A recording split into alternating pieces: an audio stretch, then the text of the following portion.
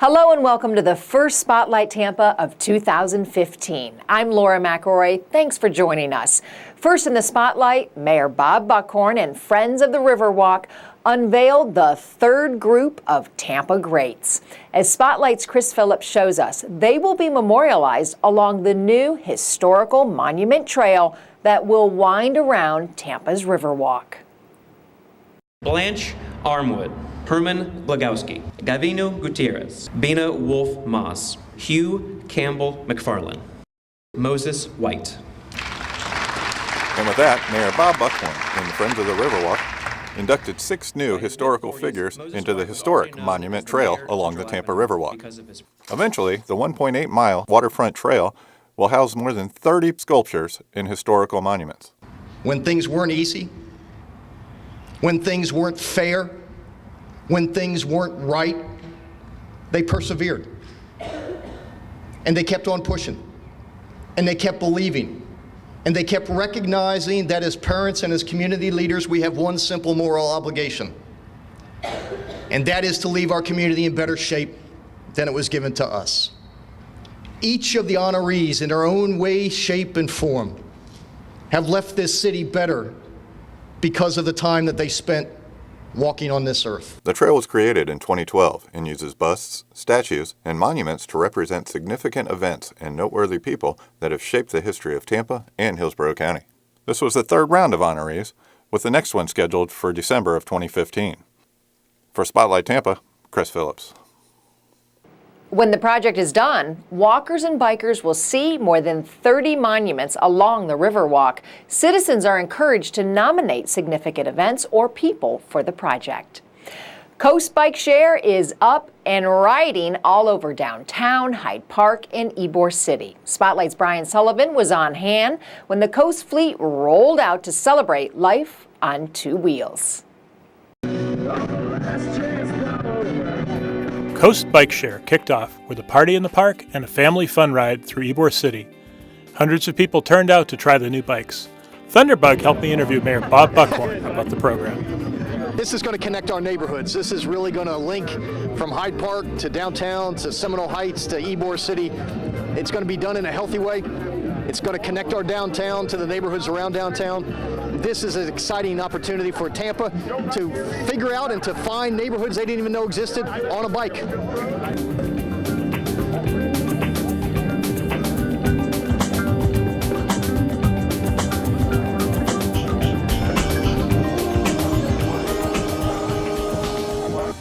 Riders took the entire Coast Fleet, along with an assortment of personal cycles, through the streets of Tampa Heights and Ybor City.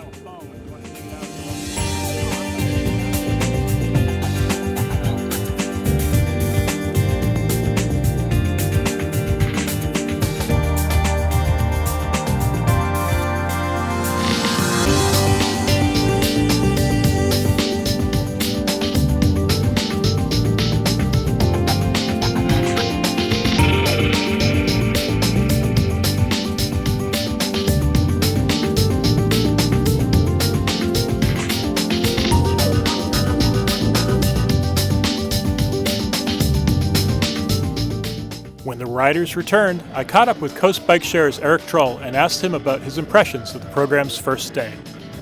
Today was amazing. We had a couple hundred riders out, about a 4-mile ride through Tampa Heights and Ybor City. It was great. This is an amazing first day out. The weather's a little overcast, but it is a beautiful day, and we had great support from YMKG Pirates and TBT, as well as a ton of other sponsors.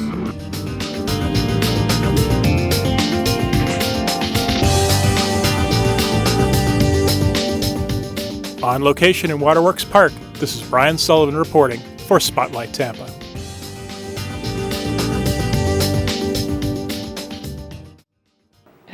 Memberships are now available, or you can choose to pay as you ride. Stations are all around town. Just jump on the Coast app to reserve your bike. A new year is here, which means people begin to think about ways to change their lives with the classic New Year's resolutions. This next story is about what happened when one woman began to pursue her dream and how it has grown into a movement. Spotlight's Frank Crum headed out to the putting green to bring us this inspirational story. Here at Rogers Park in Tampa, Girls are learning the basics of golf and how to tee up for their future. Through a program called Girls on the Green Tee, Black and Hispanic youth are getting more exposure to one of the most popular sports in Florida. This youth initiative is part of an organization called Women of Color Golf. It was formed by business professional turned golf advocate Clemmy Perry. Perry brought together other business professionals and LPGA pros to encourage women to learn and play recreational golf. Okay, ladies. On this day, certified LPGA golf teaching professional Alice Brown shows the girls how to putt. And just rock the shoulders back and forth. 1 and 2. She believes Girls on the Green ensures a bright and multicolored future for women in golf. When I played on tour back in 2008 and 2009, when I first got out there was only maybe 2 of us. And now you look around, you see a whole bunch of Alice Browns, Darlene Stowers, Paula Pearson Tuckers. You see it coming, you know, and that's a great thing, you know, just to know that women of color is definitely coming out. As for the girls themselves, time on the green means time well spent. I would say that this sport would be kind of challenging. I would like to come out here and do it again. I learned that it's definitely a time game and you need to be patient and just have fun with it. All in all, I think it was a good day today. This is Frank Crum reporting for Spotlight Tampa. Clemmy Perry and her LPGA friends are always looking for new talent. You can get in touch by going to womenofcolorgolf.org. You can also meet Clemmy Perry at the City of Tampa Black History Celebration. She will deliver the keynote address, and the celebration takes place the morning of February 18th at the Tampa Convention Center. It is free and open to the public. Lights on Tampa, the city's one-of-a-kind Festival of Lights, is just around the corner. This will make the 4th time the LOT experience will take over downtown, but it's the first time internationally recognized performance artist and sculptor Nick Cave will bring a herd of 30 colorful, life-size horses to Curtis Hickson Waterfront Park. He recently visited Tampa to prepare for his performance. Back in November of 2014, you might have seen this guy walking around downtown. No, he's not a new sports mascot, but he is a champion of the arts. Colorful costumes such as these are called sound suits. The costumes are so named because of the noise they make when someone moves around inside of them. Sound suits are the work of visual and performing artist Nick Cave. Cave and his wonderful sound suits were in town to plan for a collaborative experience called Heard. The performance will be part of Tampa's biannual illuminated arts event, Lights on Tampa. City of Tampa Art Programs Manager Robin Nye sees Nick Cave as an artist who believes in civic responsibility. Nick Cave is bringing an element of Tampa to Lights on Tampa that we haven't had before. One is such a significant level of dance, and also it's diverse, it's incredible, it's also very much community-based. We have more volunteers with this program than we've ever had before. And one of the things that Nick does when you see it, there's just something really incredible you don't forget about seeing 60 dancers dressed as 30 horses. Cave's Heard Tampa is just one of 6 artistic expressions on showcase during Lights on Tampa. The 2-day event kicks off on Friday, February 20th at 6:30 p.m. in Tampa's Curtis Hickson Waterfront Park. This is Frank Crum reporting for Spotlight Tampa. Lights on 2015 promises to be diverse, engaging, and most of all, fun. The event will take place February 20th and 21st. On both nights, the fun kicks off at 6:30 in Curtis Hickson Waterfront Park. It's that time of year again when Ybor City is filled with twinkling lights, holiday cheer, and winter magic. The snow on 7th Parade is always more than just a promenade down 7th Avenue. The annual parade, led by Mayor Bob Buckhorn, features floats, marching bands, and ends with Santa Claus. This parade does more than entertain, though. It gives back to the community in a big way. Sandra Morrison with Heart tells us more.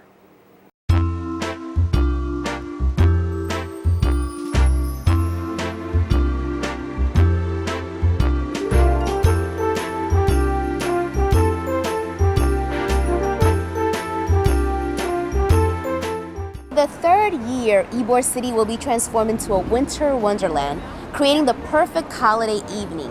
Event organizers expect thousands to line up along 7th Avenue to witness the color and spectacle of the community holiday celebration.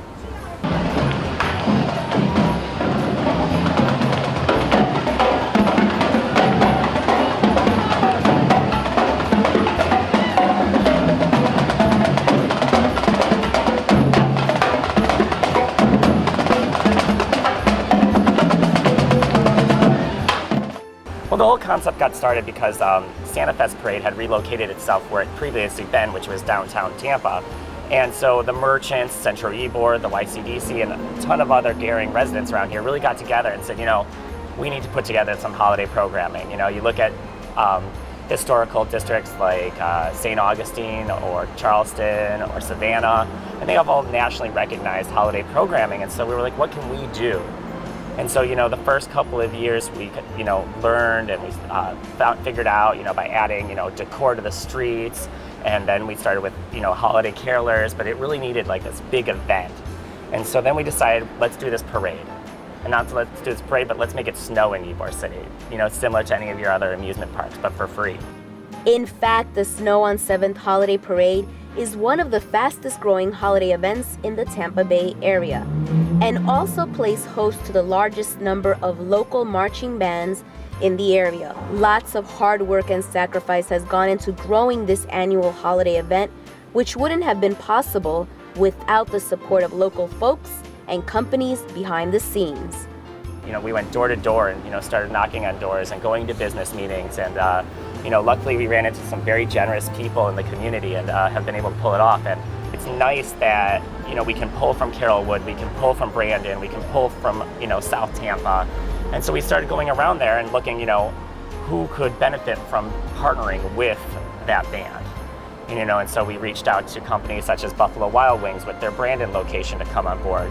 And then we reached out to Jill Wax over at La France, who, you know, could benefit from having exposure for prom dresses sales and returning business back to Ybor City. And so those are some of just the few of the 15 that stepped up to the plate. Student marching bands and parades may go together like peanut butter and jelly, but the relationship that this annual event has created goes beyond a holiday parade. It's about community. When parade organizers went to the community for financial support to help fund the student marching bands, HEART was one of the many organizations that stepped up to sponsor a local school's participation in the annual holiday event. You know, we were sitting there at the YCDC meeting and mentioning, hey, how can people help? And I said, you know, we're really looking for band sponsorships. And Steve Rosenbach from HEART stepped up and said, we would love to. And not only did he say that he would love to, but he said that HEART would be honored to sponsor a band that was in a neighborhood where, you know, may not have the funding in the community to send their high school. And so, you know, they've graciously been sponsoring Sly Middle School, and they'll be in this parade, and we're really excited to see them. The Snow on 7th Parade and its sponsors' efforts are definitely making an impact on these local music programs. The schools have been able to use the extra money to buy music instruments, uniforms, music sheets, and monthly band fees. We're at 15 marching bands right now. I'd love to see all 25 marching bands from Hillsborough County High Schools come rolling down 7th Avenue.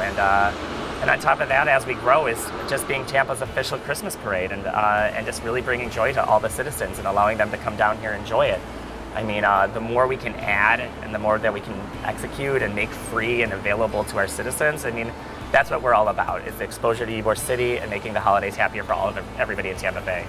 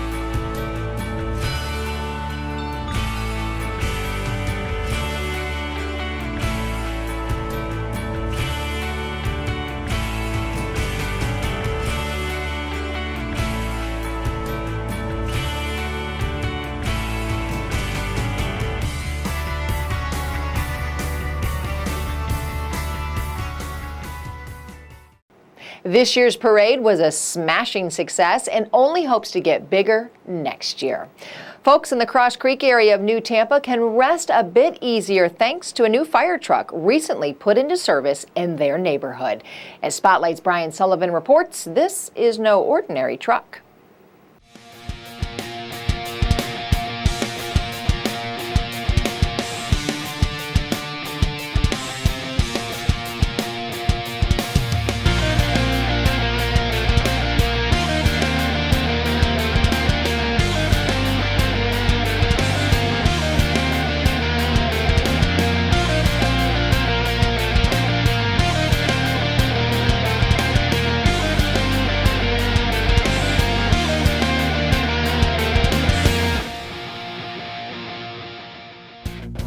Well, engine 22 is our newest engine.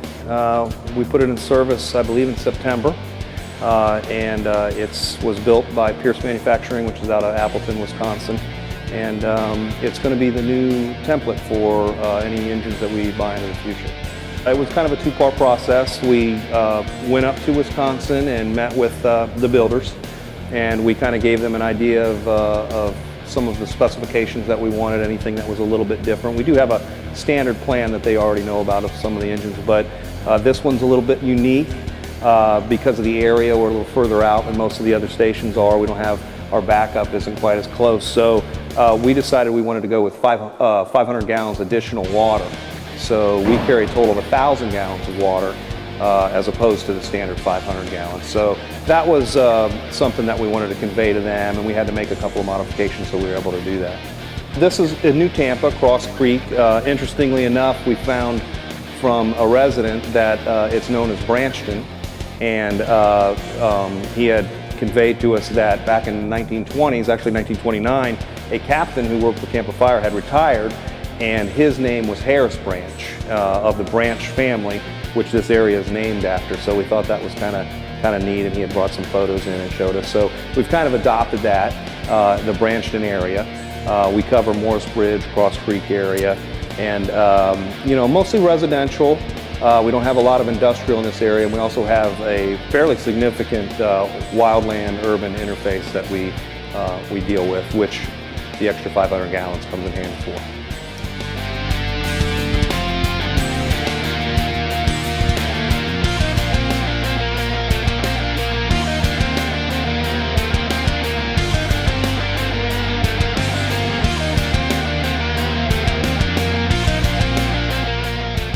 It drives like a dream.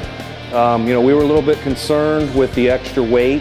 Water's heavy, so when you put 500 extra gallons onto something, we thought that might alter some of the characteristics of the engine, but it handles it. It's fantastic. We don't have any issues with it. Brakes well. We've got an engine brake that we can incorporate. It has 3 different levels. That helps us as far as slowing it down. Plenty of power. It's just great. We're really happy with the way it turned out and how it rides. Power steering, power brakes, all of the accoutrements of a modern day vehicle. Automatic transmission, no shifting. It's really convenient, and all of those things, the power steering, power brakes, automatic transmission, allows the driver to concentrate on more important things as opposed to having to shift. He can worry about being safe on the road and doing his job when we need to get water out of the truck.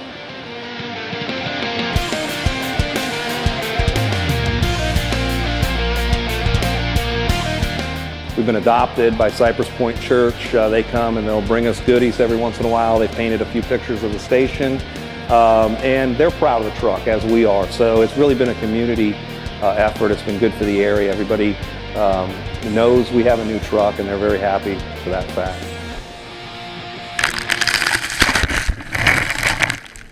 Station 22 is also home to Brush 22, a specialized piece of firefighting gear designed to fight, you guessed it, brush fires. Well, thanks for joining us. I'm Laura McElroy. For all of us here at City of Tampa Television, I hope you have a great day. And we leave you now with a look at the Coast Bike Share rollout ride to Ybor City. See you next month.